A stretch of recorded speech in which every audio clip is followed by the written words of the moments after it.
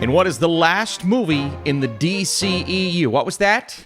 Okay, well. And what is the first movie in the new DC universe? Today we're talking Blue Beetle, the sequel to Beetlejuice. It's false. No way. It's totally made up. Pure fiction. Right? What's up, freak fans? Welcome back to the channel. I just watched Blue Beetle today. We are going to talk about it. I need your thoughts down below, and let's get into it. Recent college grad Jaime Reyes returns home full of aspirations for his future, only to find that his home is not quite as he left it. He finds himself in possession of an ancient relic of alien biotechnology called the Scarab. And this Scarab chooses him as a host, bestows him with an incredible suit of armor capable of extraordinary and unpredictable powers, forever changing his destiny as he becomes the superhero Blue Beetle. This movie is rated PG-13 for action, language, suggestive references, violence. And the movie, it's built for families. It's definitely not an edgy PG-13. So every age group, every ethnicity, you can watch this, have no problems with it. And I'm going to do this review a bit differently, so stay tuned to the end. We're going to have two different types of rating systems. I'll explain that, but first,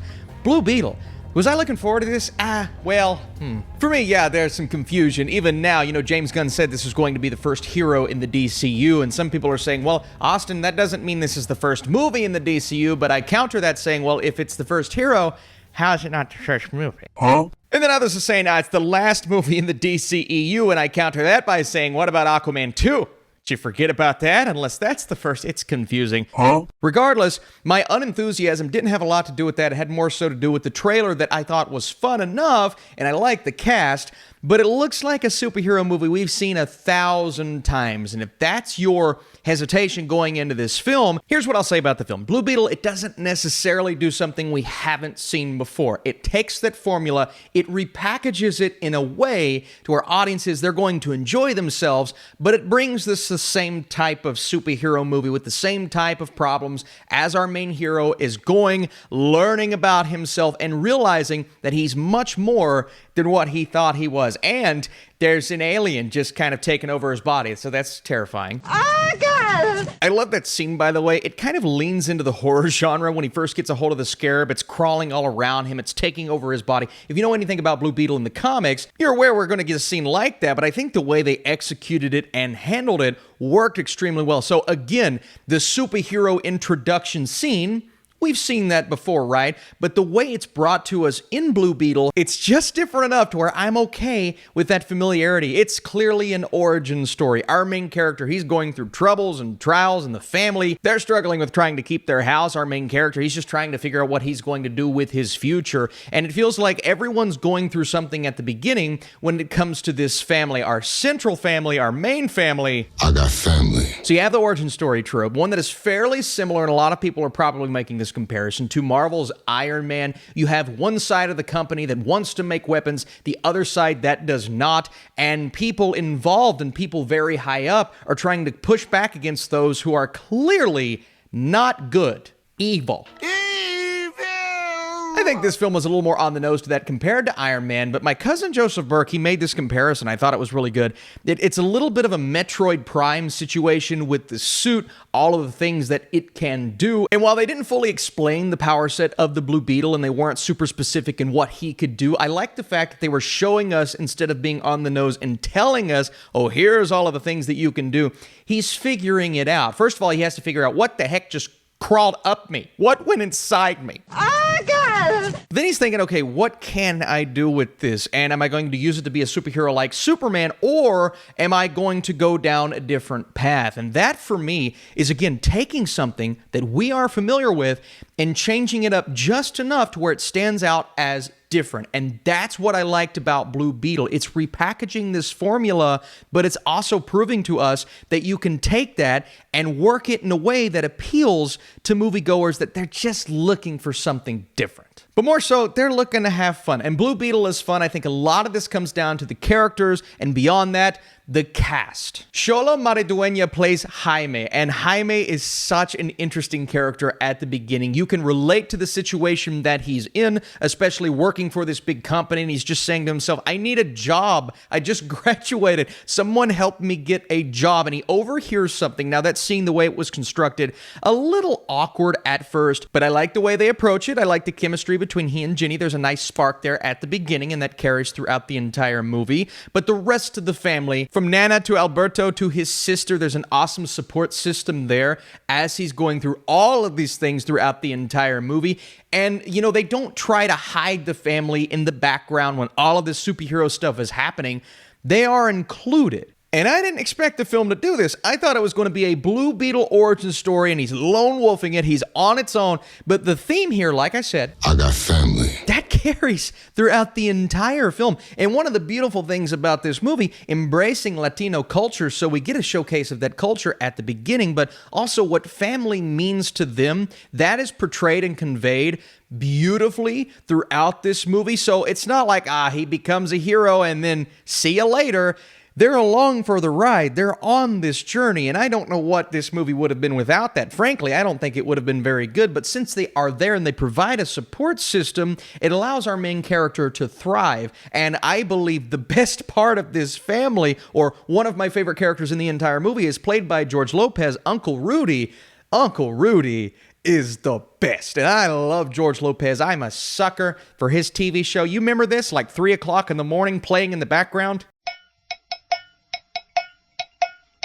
And I'm thinking, how's he going to outdo one of the greatest villainous performances of all time in Shark Boy and Lava Girl? Well, he provides an amazing asset to our main character in Jaime. I just loved his presence all throughout the movie. And I love how emotional these silly, wacky family characters, and they provide some laughs all throughout the movie. But when the emotions hit and something happens in this film to bring out those emotions from our characters, those scenes hit hard. Not just the acting and performances, the way that scene's edited together, and the editing might feel a little, okay, well, I've seen this before, but it all comes together. It's packaged so beautifully in that moment. I absolutely loved it. I was moved in that moment. I didn't realize my connection to these characters until that happened, so that was awesome. Now, it did take me a bit to get there. We spend the beginning of this film kind of building up who Jaime is and the relationship with his family, and I like the fact that they did that, but I don't love how long they spent there. I feel like this film could have been an hour and 40 minutes as opposed to 2 hours, and we could have trimmed the beginning because I just wasn't as invested as I wanted to be. I love the time we spent with our family, but I'm thinking to myself, when's Blue Beetle come in the Blue Beetle movie? But once the Scarab attaches itself, from that scene on, the movie immediately takes a jump in quality, and it was so much fun to watch. When we get those action sequences in the suit, man, I love the stunts. I love the choreography. I love it kind of reminded me of the fight sequences in the Injustice video game. That's how they were constructed. And the main character, I mentioned Samus, he's also kind of like Mega Man. Mega Man's cool. And of course, Iron Man. Iron Man has the suit, Blue Beetle has the suit. That's obvious, but yeah, I have to point it out. So the family aspect, the action sequences, the adventure concept, the score, the synthwave score that frankly, I felt like it needed to be more present throughout the film. But when we get those action sequences, when he embraces being Blue Beetle, it really starts to shine. And I'm like, that's one of the cooler superhero scores I've heard in recent memory. It's that good. And speaking of score, I'm going to give you my score, but before we do that, I have to talk about what brings this movie down just a bit. And yes, the familiarity is there. We've seen this film before, but the villainous side of things and Susan Sarandon, wasting Susan Sarandon, that should be considered a crime. How could you do that on this level? And, while there was a bit of a threat there, I think that's honestly just because she's such a good actress. But beyond that, every time we cut to her, she's got this cliche villainous laugh. She's like, and she's great. But the writing for her character, frankly, it was lame. And then there's another villainous presence that actually fights Blue Beetle, and they try to do this backstory thing with that character at the end. And I'm thinking, yeah, I appreciate the attempt that they tried there, but I had no connection to that character whatsoever. It was just one piece of cannon fodder for him to fight at the end. And the suit was cool, admittedly, but I did not care. The whole villainous side of the story, I did not care about that at all. Thankfully, they're not on screen all that much, and the focus is always on the family. That is great, and they do provide a threat for our heroes, but we don't really understand their point of view other than one very obvious and cliche thing that they're after. Beyond that, throwaway villains. I love the fact that we have an interesting and prominent Latino superhero who is the lead of his own film. And before I give you my score, be sure to leave a comment down below. Are you going to see Blue Beetle in the theater? And if you enjoyed this video, if you want to like it, that'd be cool. And before I give you my score, you're probably asking, Austin, should I skip it, stream it, purchase it, or go see it. And for Blue Beetle, I'm going to say purchase it, but I'm going to add a caveat and say I think this is one that deserves support because I don't know how well it's going to do at the box office. So if you're really interested, go see it in the theater. But where I'm going to rate this, I'm going to say it's definitely worth a purchase, whether that's a rent or a buy. Blue Beetle features some fun action sequences, a fantastic score, and a charismatic lead performance. Susan Sarandon plays a throwaway villain, and there are plenty of cliches, but the movie thrives when this wonderful family is on screen, specifically George Lopez, who I'm just a big fan of. Thank you guys so much for watching this video. Are you Blue Beetling this weekend? That sounds like that's weird.